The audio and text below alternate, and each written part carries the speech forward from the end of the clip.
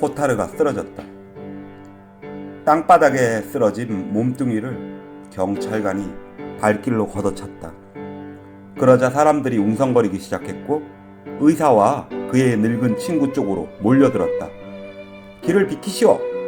경찰관이 말했고 류에는 한 무리의 사람들이 몰려가는 쪽을 바라보았다. 그라한과 의사는 해가 저무는 황혼 속에서 그 자리를 떴다.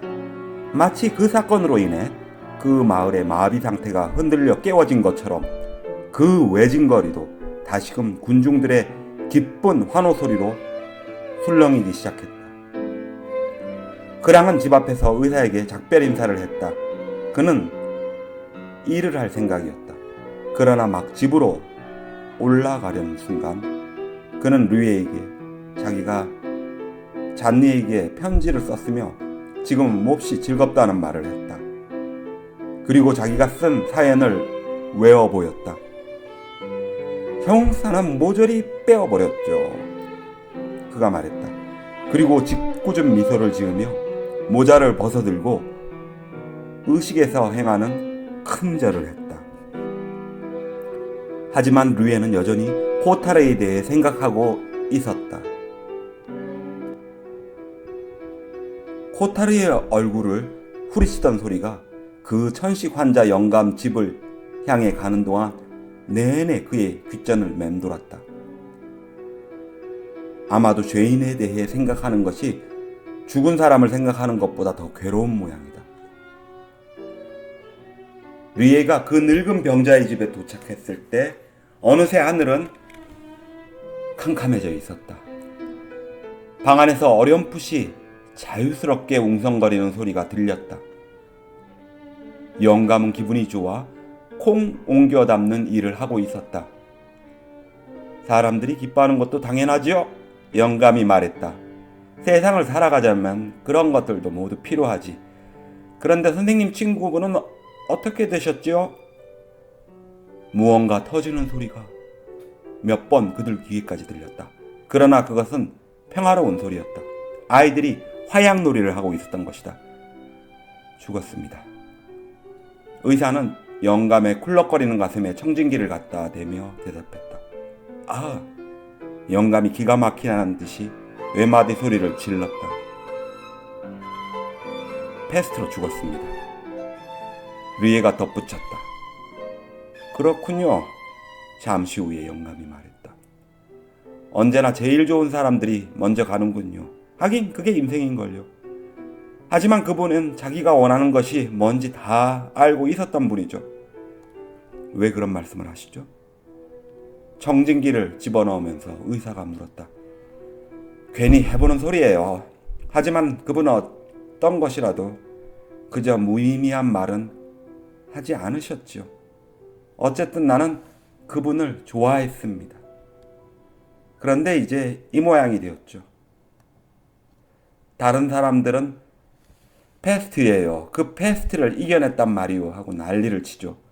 좀 더 봐주면 훈장이라도 하나 달라고 할 판입니다. 그렇지만 패스트가 대체 어떻단 말입니까? 인생 그게 전부예요. 찜질을 규칙적으로 하셔야 합니다. 아, 염려하지 마세요. 나는 아직도 멀었어요. 나는 다른 사람들이 다 죽는 것을 보고 나서 그리고 나서 죽을 테니까 나는 어떻게 해야 살아나는지 알거든요. 그의 말에 대답이라도 하듯 멀리서 기쁨의 외침소리가 들려왔다. 의사는 방 한가운데 우뚝 섰다. 테라스에 좀 나가보면 안 될까요? 왜 안 되겠어요? 거기서 그들을 보시려는 거죠. 좋으실 대로 하세요. 그들은 언제나 그러는 걸요. 리웨는 계단 쪽으로 걸어갔다. 그런데 의사 선생님, 패스트로 죽는 사람들을 위해 기념비를 세운다는 얘기가 사실입니까? 신문에 그렇게 났더군요. 돌이나 동판으로 세울 거라고요. 영감은 목이 비틀리는 소리를 내며 웃어댔다. 여기 앉아 있어도 훤히 들을 수 있어요. 세상을 떠난 사람들은 어쩌고 저쩌고 그 다음은 또 처먹는 거죠.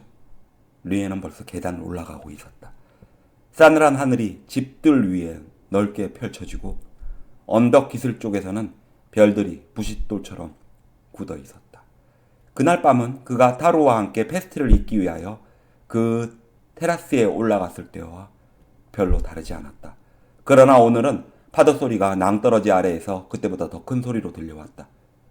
대기는 가을날에 미지근하고 찝찝한 맛이 사라지고 더욱 가볍고 상큼했다. 한편 시내로부터 여전히 웅성거리는 소음이 둔탁하게 들렸다. 하지만 그날 밤은 반항의 밤이 아니라 분명 해방의 밤이었다. 멀리서 검붉은 불빛이 그곳이 한길과 광장이라는 것을 나타내 주었다. 이제 이렇게 해방이 찾아온 밤에 욕망은 더 이상 아무런 구속도 받지 않을 것이다. 욕망이 으르렁거리는 소리가 리에이까지 들렸다. 어두운 항구 쪽에서 공식적인 축하의 첫 번째 불꽃이 피어올랐다. 도시 전체가 함성을 길게 울리며 그것을 찬양했다. 코타르나 타루도 잊혀지고 리에가 사랑했으나 잃고 만 사람들도 죽은 사람들도 죄인도 모두 잊혀졌다. 결국 영감의 말이 옳았다. 사람이란 그저 그런 것에 지나지 않았다. 하지만 그것이 바로 그들의 힘이기도 하고 장점이기도 하다는 걸. 그리고 그렇기 때문에 슬픔을 넘어서서 그들과 손을 잡게 된다는 걸 류에는 알고 있었다. 갖가지 색깔의 불꽃이 자꾸만 하늘을 쑤어놓음에 따라 거리의 함성이 점점 더 테라스 가까이까지 밀려오는 것을 느끼면서 류에는 지금까지의 일들을 글로 쓸 작정을 했다.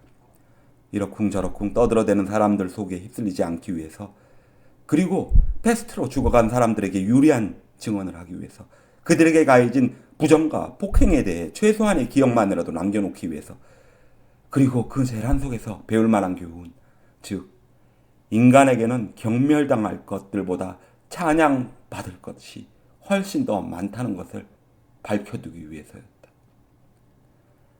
한편 그는 이 기록이 결정적인 승리의 기록일 수는 없다는 사실을 알고 있었다. 다만 이 기록은 그가 공포와 그 공포의 악착스러운 무기에 대해 행해야 했던 것, 그리고 성인이 될 수도 없고 재난을 받아들이기는 거부하면서도 의사가 되려고 하는 사람들이 그 개인적인 고통에도 불구하고 행하지 않으면 안 될 일들에 대한 증언이 될 수 있으리라. 시내로부터 울려 퍼지는 드높은 환호성을 들으며 류에는 그러한 기쁨이 언제나 위협을 받고 있다는 사실을 생각했다. 왜냐하면 그는 그 기쁨에 들떠 있는 군중들이 모르고 있는 사실, 즉 패스트규는 결코 죽지도 사라지지도 않으며 그 규는 수십 년의 세월을 가구나 속옷 사이에서 잠자며 또 방이나 지하실, 트렁크나 손수건, 헌 종이 같은 것들 틈에서도 여전히 살아남아 앞으로 또 언젠가는 인간들에게 교훈을 일러주기 위하여 쥐들을 흔들어 깨워서 어떤 행복의 도시로 몰아놓고서는 그곳에서 죽게 하리라는 것을 알고 있었기 때문이다.